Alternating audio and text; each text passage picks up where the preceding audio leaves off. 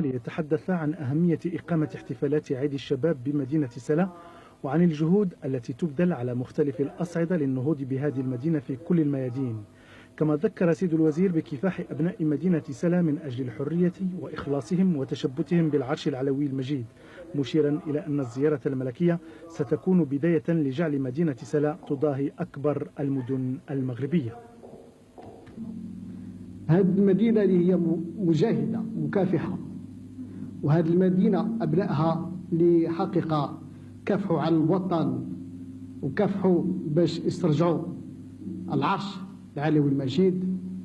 الحمد لله الآن غتكون بداية، ولي اليقين بأن إن شاء الله مدينة سلا في أقرب وقت ستكون من أكبر مدن التي ستنافس إن شاء الله المدن الكبرى للمملكة المغربية. وشكرا لكم.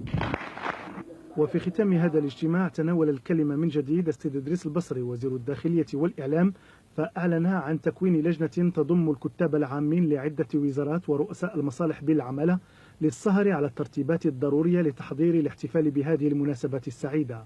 واغتنم هذه المناسبة ليهنئ سكان المدينة على هذه الالتفاتة المولوية الكريمة، معبرا عن تأثر الوفد الوزاري على الروح الوطنية العالية التي سادت هذا الاجتماع، والتي تؤكد الالتحام الذي يجمع سكان هذه المدينة المجاهدة والعرش العلوي المجيد.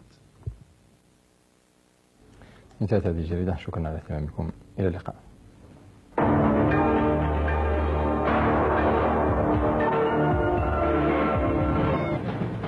حضرات النظار الكرام، عبر كل النقط والمواقع